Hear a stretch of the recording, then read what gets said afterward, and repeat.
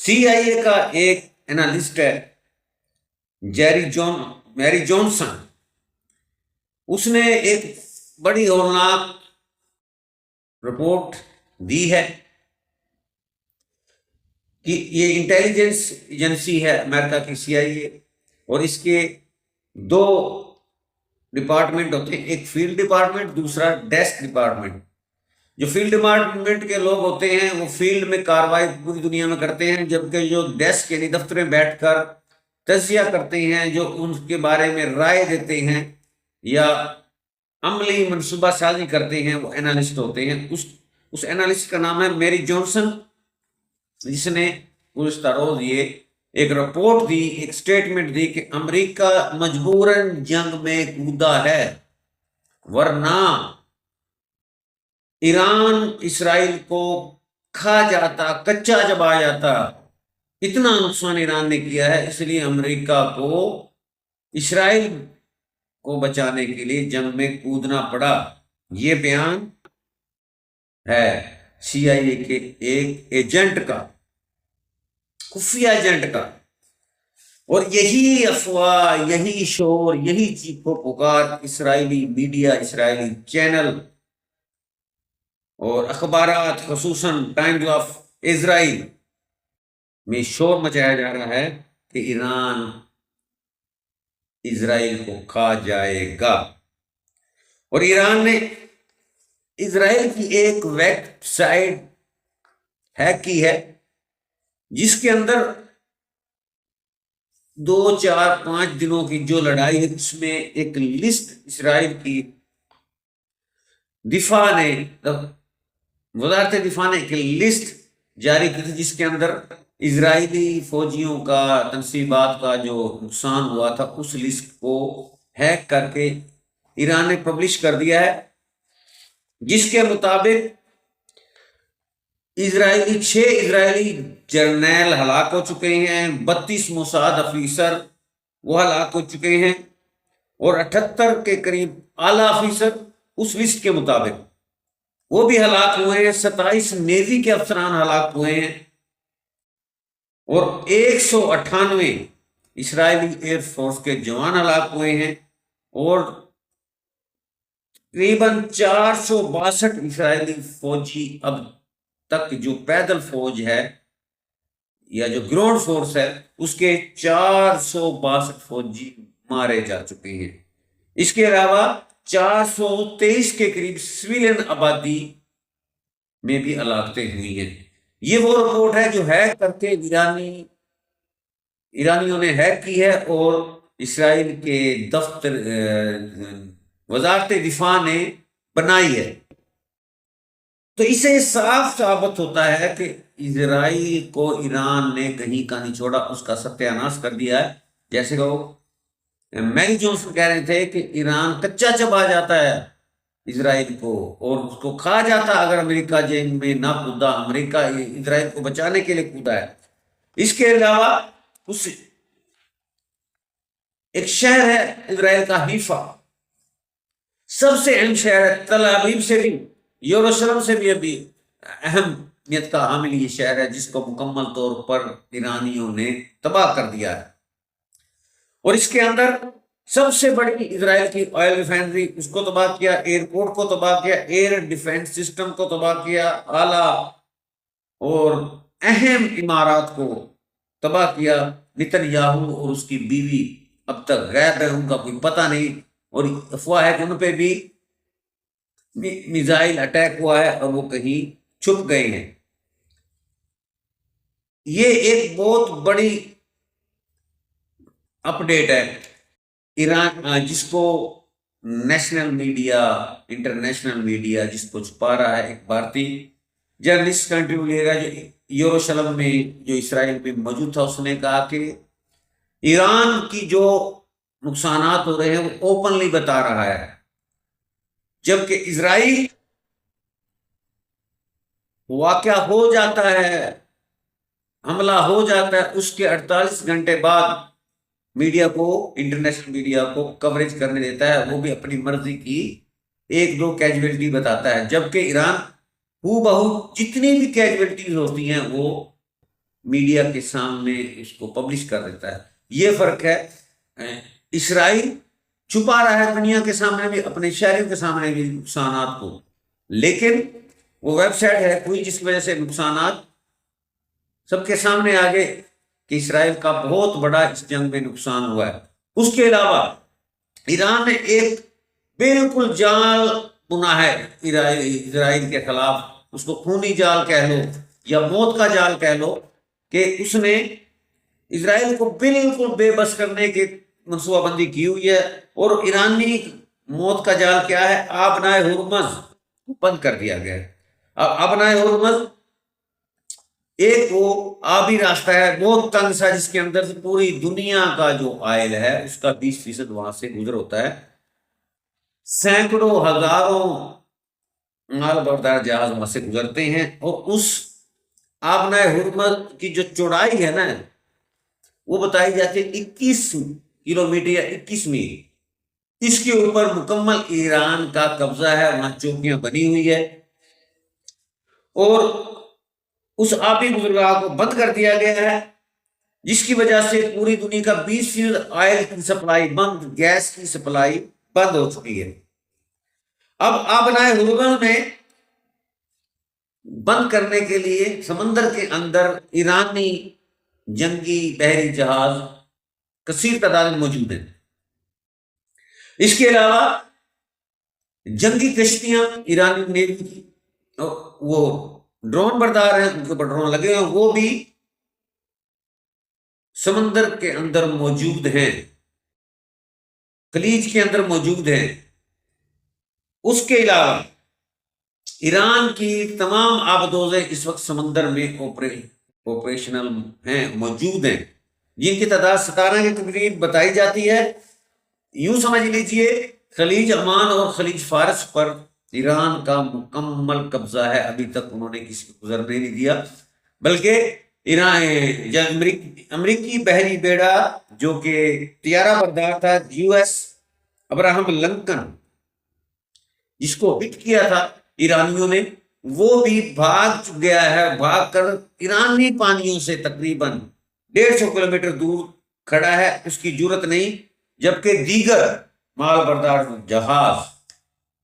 تیل بردار oil tanker, وہ بحر ہند کے اندر موجود ہے کافی تعداد میں، اور وہ آگے نہیں آ رہے. جبکہ امریکہ کے بھی جہاز جن کے اوپر پوری دنیا کو دھمکی دیتا تھا، وہ بھی ابراہیم لنکن بحر ہند میں موجود ہے. خلیج عمان، خلیج فارس یا آبنائے ہرمز کے نزدیک بھی نہیں جا رہے ڈرتے ہوئے. اب کیا ہے؟ ایران کی منصوبہ بندی اس وقت کیا ہے؟ وہ بتا رہا تھا، کھیل جو اس نے جو جال بنا ہے اس پہ ڈسکس کریں گے کہ ایران کی منصوبہ بندی ہے کہ اسرائیل کی مکمل جو انرجی کی سپلائی ہے اس کو ختم کر دیا جائے. اگر دوسرے لفظوں میں سمجھو، بندے کو ڈائریکٹ گولی نہیں مارنی، اس کی جو رگیں ہیں نا خون سپلائی کرنے والے، ان کو کاٹنا ہے. تو ایک دم نہیں، تو آہستہ آہستہ خود بخود تنگ ہو کر ذلیل ہو کے مر جائے گا. یہی صورتحال ایران نے اسرائیل کے ساتھ کی ہے کہ اس نے آبنائے ہرمز بند کر دی، جس کے نتیجے میں آئل کی سپلائی بند ہو گئی ہے. اور ایک اور دنیا کی سب سے بڑی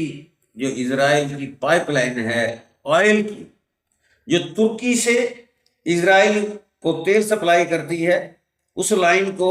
جورجیا کے مقام پر ہٹ کرنے کا پروگرام ہے. وہاں اس کو اڑا دیں گے. یوں آئل مکمل طور پر اسرائیل کو نہیں ملے گا. اس کے علاوہ رہتی ہے LNG،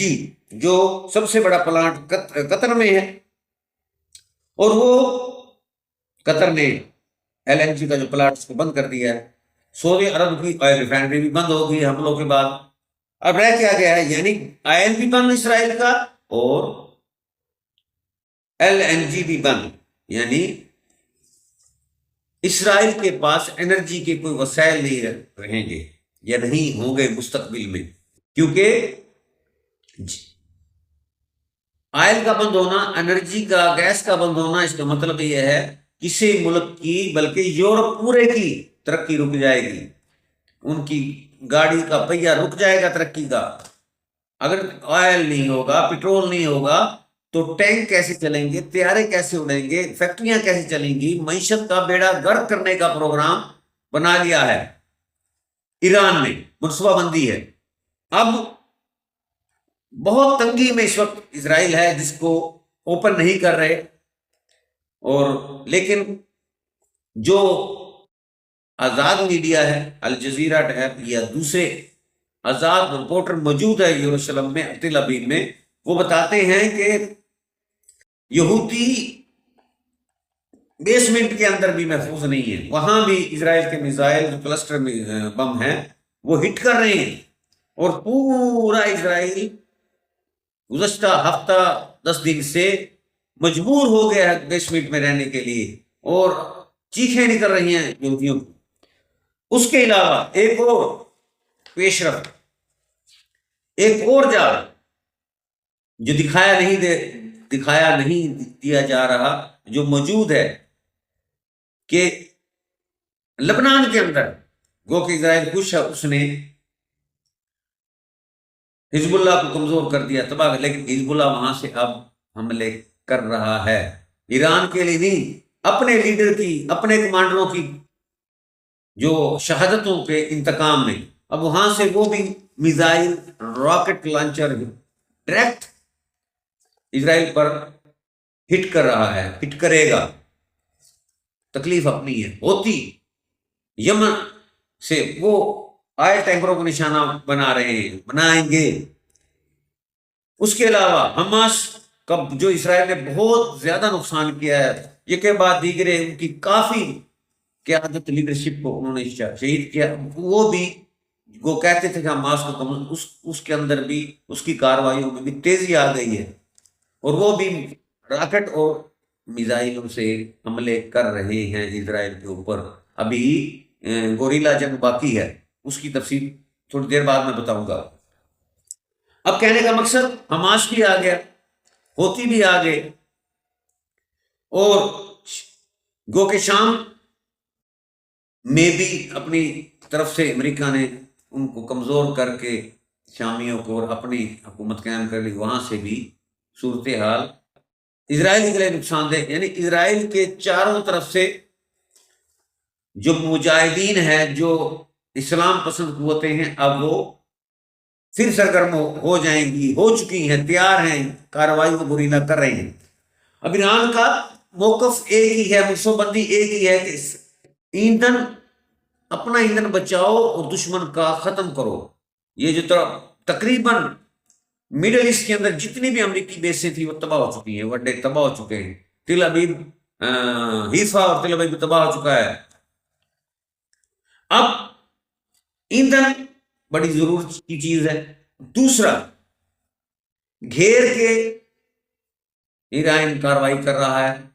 حماس کے ذریعے، حزب اللہ کے ذریعے، حوثیوں کے ذریعے، وہ بھی ڈائریکٹ ہٹ کر رہے ہیں۔ تو امریکہ دور بیٹھا ہے۔ اب امریکہ کی صورتحال یہ ہے کہ ان کا بحری بیڑے جو ہیں اب بحر ہند میں چلے گئے ہیں، اور ادھر سے برطانیہ سے انہوں نے ایئر بیسیں مانگ لی ہیں، خلیج کی، یعنی اس کا مطلب مڈل ایسٹ کی تمام بیسیں ان کی ختم ہو چکی ہیں۔ تو اس وقت سپلائی لائن جو ہے وہ کاٹ دی گئی ہے، اور بالکل ایرانی منصوبہ بندی کے مطابق اسرائیل پھنس چکا ہے، اور اس کی مستقبل میں اس کی زندگی اجیرن ہو جائے گی، جیسے کہ رگے کاٹ دی جائے انسان کا کیا حال ہوتا ہے۔ اس کے علاوہ عرب کنٹری، ان کی بھی چیخیں نکل رہی ہیں، جنہوں نے کروڑوں اربوں ڈالر امریکہ کے اندر انویسٹ کیے تھے، اور ان کو بیسیں دی تھی کہ آپ، امریکہ نے کہا تھا کہ ہم آپ کی حفاظت کریں گے، آپ پر آنچ نہیں آنے دیں گے۔ تو سعودی عرب، قطر، بحرین، UAE، جارڈن، یہ تمام ممالک میں جو اڈے تھے ان کو ہٹ کیا ہے، تباہی مچا دی ہے، اور ان کا مین عربی ممالک کا جو ذریعہ معاش تھا تیل، ان کی ریفائنری بند ہو چکی ہیں، اور ان کا جو معیشت ہے وہ کہ پروگرام تو بڑھ گیا ہوگا، اب وہ کہہ رہے ہیں کہ نہ تو آپ نے ہماری حفاظت کی، ہم سے اتنے ڈالر بھی لے رہے ہیں، اور ادھر سے ہمارا بیڑا غرق ہو رہا ہے، کیونکہ لڑنے کے قابل تو وہ ہے نہیں۔ ایران اسرائیل کس کے ساتھ نہیں لڑ سکتے، وہ تو امریکہ کے بل پہ کھڑے ہیں، اور ان کا ایک ہی کام ہے کمرشل معیشت کو مضبوط کرنا اور پیسے کمانا۔ اب وہ ان کی معیشت بند ہو چکی ہے، وہ پنجابی میں کہتے ہیں نا کو کھاتے ہیں پہ گئی۔ اب وہ کہتے ہیں جی ان کا دباؤ ہے امریکہ کے اوپر، بے ساری جان چھڑاؤ، کس طریقے سے جنگ کو ختم کرو، یہ ایران تو ہمارا بیڑا گر کر دے گا، اسرائیل کا تو ہونا ہی تھا۔ اب امریکہ میری جونسن کی رپورٹ کے مطابق مجبور ہو گیا ہے، اس نے کچھ نہ کچھ تو کرنا ہے۔ اب اس کے اس 10-12 دنوں کی لڑائی کے اندر امریکہ کو کافی ساری ناکامی ہوئی، ہر سٹیج پہ ناکامی ہوئی ہے، نہ رجیم چینج ہوئی ہے، نہ جو لوگوں کو وہ جھوٹ سنا رہا تھا کہ جوہری پروگرام، وہ تو انہوں نے کب کا سائن کر دیا کہ ہم ایٹم بم نہیں بنائیں گے، کچھ نہیں ملا سوائے اعلیٰ قیادت کی شہادت کے، ایرانی پیشوا اور ساری قیادت کی شہادت کی، وہ کچھ نہیں ملا۔ اب بھی حملے بہت زیادہ کر رہا ہے امریکہ، لیکن وہ ایسے کر رہا ہے کہ مجبور ہو کے کچھ تو اپنی عوام میں جائیں۔ اوپر سے امریکی کانگریس میں قرارداد منظور ہو گئی ہے، انہوں نے کہا کہ ٹرمپ نے یہ فیصلہ کانگریس کی منظوری کے بغیر کیا ہے، کسی اور کی لڑائی لڑ رہا ہے، اسرائیل کو بچا رہا ہے، امریکی لڑائی نہیں ہے، یہ قرارداد منظور۔ اب وہ پریشر امریکہ کے اندر سے ڈونلڈ ٹرمپ کے اوپر آوازیں اٹھ رہی ہیں، اور یہاں تک بھی آزاد میڈیا کہہ رہا ہے کہ اگر امریکہ کے اندر مڈ ٹرم الیکشن بھی ہونے اس سے پہلے اس وقت بہت تنقید کا سامنا ہے ٹرمپ کو، تقریباً 25% حمایت امریکہ پورے کے اندر اب ٹرمپ کی رہ گئی اس جنگ کی وجہ سے، کیونکہ جنگ یہ امریکہ کی نہیں تھی، یہ تو اسرائیل کو بچانے کے لیے امریکہ جنگ کر رہا ہے۔ تو کہنے کا مقصد ٹرمپ اس وقت دلدل میں پوری طرح پھنسا ہوا ہے، الٹے سیدھے ہاتھ مار رہا ہے، کبھی کچھ بیان دیتا ہے، کبھی اس جنگ کو جوہری پروگرام کے حوالے سے وہ بھی نہیں ملا، کبھی اس قیادت کو وہ دہشت گرد قرار دے کہ اس مطلب رجیم چینج کا بہانہ، اس کے بیان رجیم چینج کرنے کے لیے ایرانی عوام کو بھٹکانے کا کوشش کر رہا تھا، لیکن ایرانی عوام پوری طرح متحد ہیں، اور اپنے قائد کی شہادت کے بعد وہ اور زیادہ ان کے اندر عزم، جذبہ، بہادری اور پرجوش ہو گئی، وہاں بھی ناکامی ہوئی ہے۔ اس کے علاوہ پھر اب اس نے اس کو ایک مذہبی جنگ کا قرار دے دیا ہے، پادریوں سے اپنی اور امریکہ کے لیے دعائیں منگوانے کا ڈرامہ بھی کر رہا ہے۔ تو الٹے سیدھے پروگرام کر رہا ہے اس وقت ٹرمپ، اور اس کی حالت خواص کیا کہتے ہیں واختہ ہو چکا ہے، وہ پاگل ہو چکا ہے، اور خدشہ ہے اس عالم کے اندر، اس پاگل پن کے اندر کوئی بڑا قدم نہ اٹھا لے۔ اصل یہ بات ہے، اب امریکہ جب اس کی چل رہی نہیں، اس کو ناکامی ہو رہی ہے، تو کیا کرے گا؟ تو یہ ویسی ہاتھی یا پاگل ایک جانور کی طرح ٹرمپ اب قدم اٹھائے گا۔ ایک اور 9/11 کا ہونے کا خدشہ ہے کہ کوئی ایسا پروگرام کیا جائے یورپ کے اندر، امریکہ کے اندر، کوئی ایک 9/11 جیسا اور واقعہ کرا دیا جائے، اور پھر یہ امریکی اتحادی اس وقت ساتھ چھوڑ رہے ہیں، وہ کہتے ہیں یہ تو اسرائیل کی جنگ ہے، نیٹو ابھی تک اس کی بات نہیں مانے، تو 9/11 کرایا جائے تاکہ ساری یورپ اور نیٹو ان کے ساتھ مل کر ایک دم حملہ کریں، اور ایئر اسٹرائک سے ابھی تک ایران کو وہ مفلوج نہیں کر سکے، امریکہ کو مقاصد حاصل نہیں ہوئے، ان کو میدانی زمینی جنگ کی ضرورت ہے، اور یہ بار بار پینٹاگون کہہ چکا ہے کہ زمینی جنگ جب تک نہیں ہوگی ایران قابو نہیں آئے گا، اس کے لیے ان کو ڈرامہ کرنا پڑے گا، اور یہ خدشہ ہے 9/11 کا ایک اور واقعہ رونما نہ ہو جائے۔ اس کے علاوہ بہت ایک افواہ بھی ہے، اور ایک کیا کہتے ہیں پریڈکشن بھی ہے کہ جب کچھ بھی نہ ہوگا تو ہو سکتا ہے یہ امکان موجود ہے کہ امریکہ کوئی ایٹمی حملہ نہ کر دے۔